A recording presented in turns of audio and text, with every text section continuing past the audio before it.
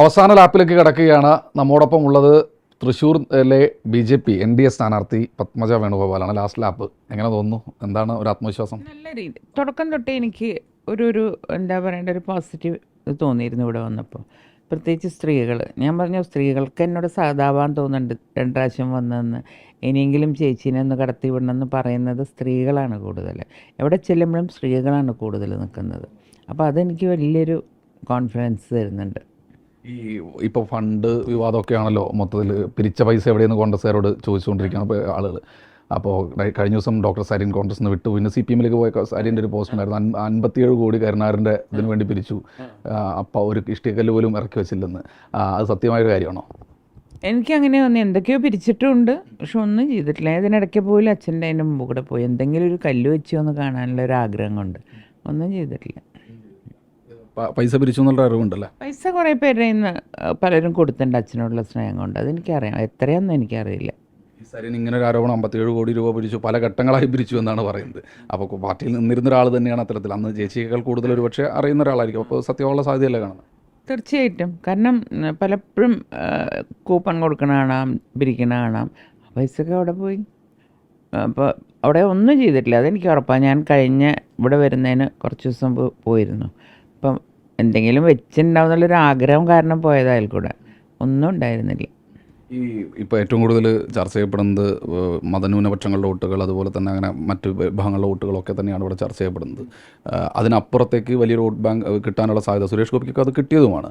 ഇവിടെ ഈ മണ്ഡലത്തിൽ തേറമ്പിൽ രാമകൃഷ്ണൻ എന്നൊരു ഫാക്ടർ എല്ലാ കാലഘട്ടത്തിലും നിൽക്കുന്നുണ്ട്. അദ്ദേഹത്തിന് അസുഖവേദനയാണ്, വരുന്നില്ലെന്ന് പറഞ്ഞു. അദ്ദേഹത്തെ കണ്ട് അനുഗ്രഹം വാങ്ങിയിരുന്നു. തീർച്ചയായിട്ടും. കാരണം എന്തൊക്കെ പറഞ്ഞാലും അദ്ദേഹം കോൺഗ്രസ്സിലെന്ന് മാത്രമല്ല പൊതുവേ തൃശ്ശൂരുകാർക്ക് ഭയങ്കര ആക്സെപ്റ്റൻസ് ഉള്ള ഒരു നേതാവാണ്. ഞാൻ അതുകൊണ്ട് പാർട്ടി എന്നുള്ള നിലയിലല്ല പോയത്, ഒരു തലമുതിർന്ന നേതാവ്, നമുക്കൊക്കെ റെസ്പെക്റ്റ് ഉള്ള ഒരാൾ. ആ രീതിയിൽ പോയി ആദ്യം അദ്ദേഹത്തിൻ്റെ അടുത്താണ് പോയത്. വാങ്ങിച്ചു. മനസ്സുകൊണ്ട് കരുണാകരൻ്റെ കൂടെ നിന്ന മനുഷ്യനാണ്, ശരീരം കൊണ്ടും നിന്ന മനുഷ്യനാണ്. പത്മജയ്ക്കും ആ ഒരു മനസ്സുകൊണ്ടുള്ള പിന്തുണ ഉണ്ടെന്ന് കരുതുന്നുണ്ടോ? ഇല്ല, മനസ്സുകൊണ്ട് എന്നെ ആശീർവദിക്കും അദ്ദേഹം. കാരണം അച്ഛൻ്റെ മകളായതുകൊണ്ട്. വേറെ അതിൽ രാഷ്ട്രീയമൊന്നുമില്ല. അല്ലാണ്ടുള്ള സപ്പോർട്ടൊന്നും ഞാൻ ചോദിച്ചിട്ടുമില്ല. അത് ശരിയല്ലല്ലോ, അത് പറഞ്ഞിട്ടുമില്ല. അതായത് മനസ്സുകൊണ്ടുള്ളൊരു പിന്തുണ തേറമ്പലിലുണ്ട്. ഇപ്പോൾ തേറമ്പലാണല്ലോ ഏറ്റവും കൂടുതൽ മുതിർന്ന നേതാവുന്നത്. അദ്ദേഹത്തിൻ്റെ ഒരു പ്രാർത്ഥന ഉണ്ടാവും, ഉറപ്പാണ്. ഞാനൊരു കാര്യം ചോദിച്ചോട്ടെ, ഇപ്പോൾ ഏറ്റവും ഒടുവിലെ ലാപ്പിലേക്ക് കിടക്കുകയാണ്. എത്ര ഭൂരിപക്ഷം പ്രതീക്ഷിക്കുന്നുണ്ട് ഈ മണ്ഡലത്തിൽ? അങ്ങനെയൊന്നും ഞാൻ നോക്കിയിട്ടില്ല കേട്ടോ. കാരണം വിചാരിക്കാത്ത ആളുകൾ എനിക്ക് വോട്ട് ചെയ്യും, അതാണ് എൻ്റെ പ്രതീക്ഷ.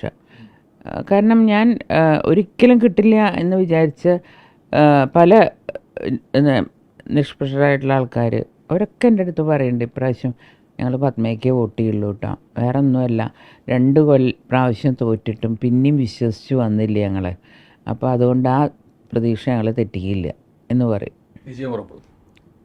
വിജയിക്കണം. എൻ്റെ ഒരു എന്താ പറയുക, ഞാൻ വിജയവും പരാജയവും നോക്കിയിട്ടല്ല, എൻ്റെ ജോലി ഞാൻ ചെയ്യും, അതിനുള്ള പ്രതിഫലം ദൈവം തരുന്ന ഞാൻ വിശ്വസിക്കണം. അതാണ് പത്മജ വേണുഗോപാലിന് പറയാനുള്ളത്. ബിനേഷ് ബാബുരാജിനൊപ്പം ശ്രീകുമാരൻ, 24 തൃശ്ശൂർ. ലോകത്തെവിടെയായാലും ഏത് സമയത്തും 24 വാർത്തകളും ഓഗ്മെന്റഡ് റിയാലിറ്റി പാക്കേജുകളും എക്സ്പ്ലെയിനറുകളും വിശദമായി കാണാൻ ഞങ്ങളുടെ YouTube ചാനൽ നിങ്ങൾക്ക് സബ്സ്ക്രൈബ് ചെയ്യാം.